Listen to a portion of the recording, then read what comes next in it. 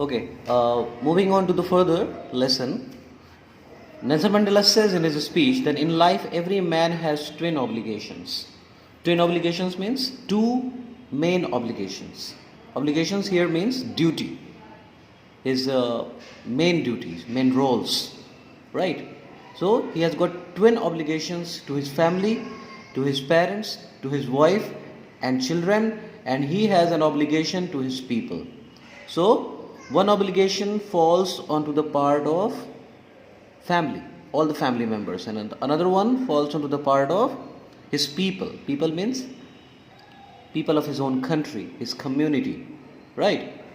In a civil and a humane society, he's further saying that in a civilized society, in a humane society, each man is able to fulfill those obligations. That means the two obligations which he's talking about, right, it could be fulfilled by any person, right, and according to his own inclinations and abilities, right. Different persons have got different abilities, right, and different kinds of their tastes, their ideas, their inclinations, their hobbies.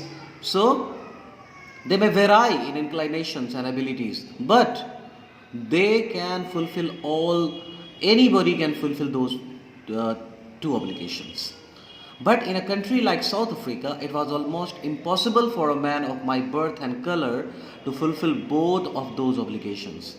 So he's describing his adverse condition, that since he was black, and any black person of his, any person of his birth, that means any person that belongs to black color society, right, or of the same color, right, for him it was very difficult for the person who was similar to Nelson Mandela to fulfill those obligations. In South Africa, a man of color who attempted to live as a human being was punished and isolated, right? So in South Africa, what was condition over there? That a man who was of black color, right, he tried to live a human life. He was punished if he tried to if he tried to dwell a human life, if he tried to dwell a normal life. He was punished and isolated. Isolated means he was forced to remain alone. In South Africa, a man who tried to fulfill his duty to his people was inevitably ripped from his family, right? If any person tried to fulfill his duty for his family, to his people, right, so undoubtedly, that means unavoidably, that cannot be avoided, inevitably, that person was ripped from his family. That means he was torn apart from his family, right, harshly separated from his family and his home, and was forced to live a life apart, and he was forced to live a life separately apart. So here starts a twilight existence of secrecy and rebellion. What do you mean by rebellion? Yes. So what happened after that? If any person will be forced to live a life separately apart, he will be torn apart from his family, right? So he started living a secret life. Twilight means, twilight is the time of the day, right, which is evening time, when there is we say very faded sunlight in the evening time, right? So here twilight means a secret existence of secrecy and rebellion. A person start living a secret life, right? And he was full of rebellion. Rebellion means mutiny, right? Full of mutiny, rebellion. Okay, and I did not in the beginning choose to serve my people. What he's saying, that in the beginning I did not have any idea in the mind that I will serve my people, I will prosper my service to my people. I found that I was prevented from fulfilling my obligations. So when I found that I was stopped, I was prevented from fulfilling my obligations, my duties as a son, a brother, father and a husband. That means he was not allowed to fulfill his duty as a son also, or as a brother also, or as a father or husband even, right? So I was not born with a hunger to be free. Mandela further says that no, I did not have any hunger to be free by birth. No, I was born free. I was a born free person. Free in every way that I could know. Right? Whatever he understood about the freedom, so he was free according to his own understanding. So he was free to run in the fields. He's saying that I was free to run in the fields. For him, running in the field was freedom. Right near my mother's hut. Free to swim in the clear stream that ran through my village.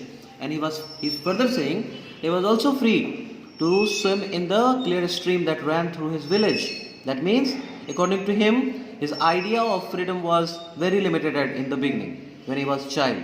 And he was free to roast mealies under the stars and ride the broad backs of slow moving bulls. So when he was a child, he was understanding, he was under assumption, so these small freedoms are actually the freedoms.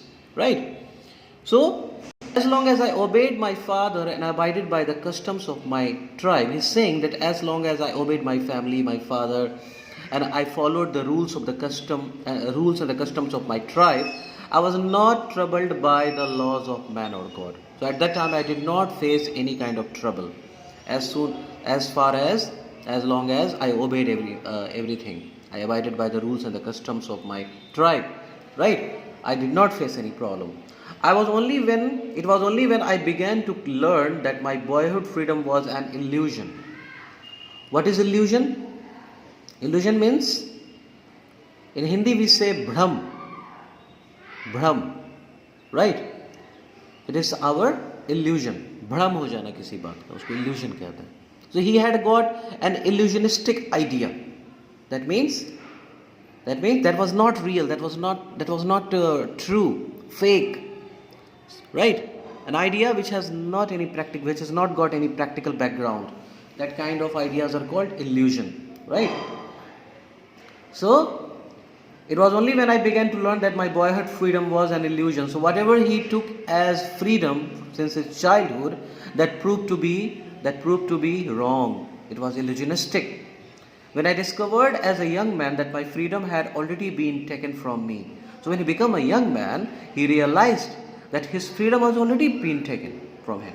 He was snatched from his freedom. Right? He is not free. He realized that fact. Okay? Then, as soon as I realized that my freedom has already been taken away, that I began to hunger for it.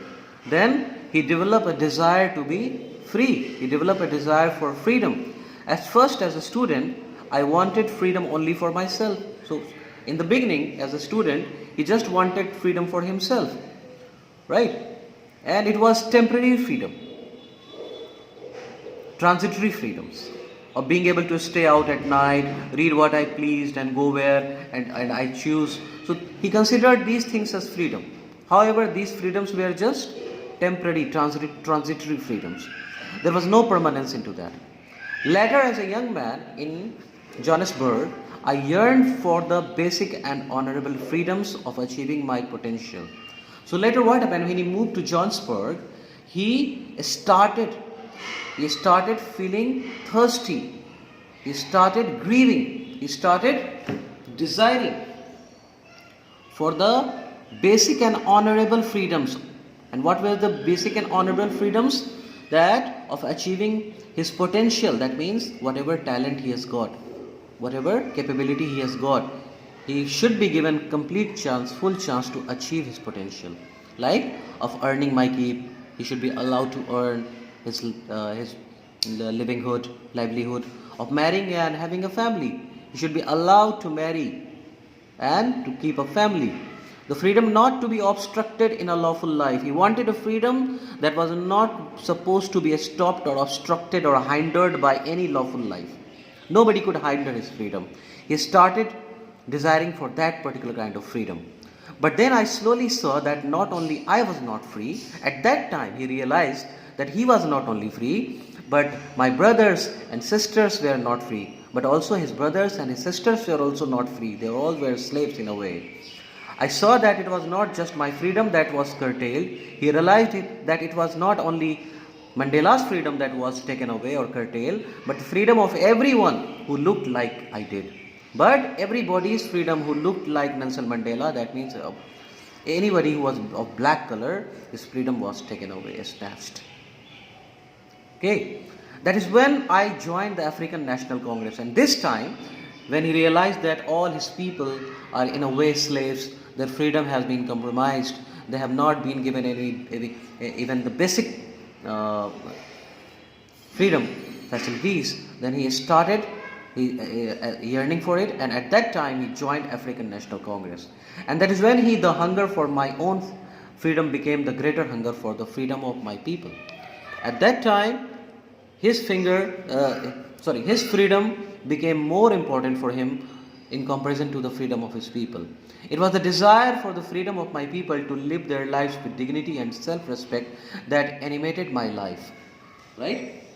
What he want to say? That it was this desire, right, that he wanted to live his life with dignity, with self-respect, right, that gave a jerk to his life, that moved his life, that brought a movement in his life, that gave a kick to his life, that transformed a frightened young man into a bold one. He's telling about himself that earlier he was a frightened young man, but as soon as he started desiring for the more honorable freedom, he turned into a bold one.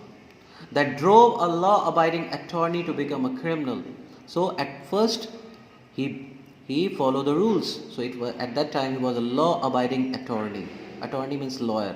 So in a way, he followed the rules and the regulations of his tribe and the country. But as soon as he started raising his voice for the freedom, he became a criminal. That turned a family-loving husband into a man without a home. He was also a family-loving person, but as soon as he started to raise his voice, at that time, right, he became a man without a home. And it also forced him, a life-loving man, to live like a monk. Monks are the hermits, people who do not keep a family. They live alone, right? Separate life, God-loving persons. So he was a life-loving man, but this life-loving man was turned into a monk. I am no more virtuous or self-sacrificing than the next man. He's saying that he does not possess so many qualities like he's very common man like others are. He does not have any separate or specific qualities. Okay, he's saying I'm not virtuous or self-sacrificing. Virtuous means I do not have so many qualities, or I do not have that kind of self-sacrificing nature. Everybody do have the same kind of, right? But I found that I could not even enjoy the poor and limited freedom. But as soon as I realized that I cannot even enjoy the limited freedoms, right, with the small freedoms, even the meager freedoms, I was not able to enjoy, right? I was allowed when I knew my people were not free. At that time when I knew my people were not free. Okay. Freedom is indivisible. He is saying freedom is indivisible. The chains on any one of my people were the chains on all of them. If any one of my people is chained, then all of them are chained, according to Nelson Mandela. Okay. And the chains on my people, I knew that the oppressor must be liberated just surely as the oppressed. He's saying a person who is oppressor, a person who do atrocity, right? That is called oppressor. And on whom the atrocity has been done is called oppressed. So according to him, both are supposed to be liberated. Both needs freedom. A man who takes away another man's freedom is a prisoner of hatred. A person who snatches another's freedom, a person who makes slave to others, that person is also not free. Actually, he is the slave of hatred. He is the prisoner of hatred. He is locked behind the bars of prejudice and narrow-mindedness. Why? These kind of people who are full of hatred, they are locked behind the bars of narrow-mindedness, small thinking, prejudice, biasness. I am not truly free if I am taking away someone else's freedom. He is saying a very great thing, that a person is not truly free if he is snatching others' freedom. Just as surely as I am not free when my freedom is taken from me. So he is putting both the person together, oppressor and oppressed. He is not considering that person also free who is snatching others' freedom. He is similarly a prisoner of hatred. The oppressed and the oppressor alike are robbed of their humanity. Both of them suffer loss. Oppressed and oppressor both suffer the loss of humanity. Thank you. That's the end of the chapter.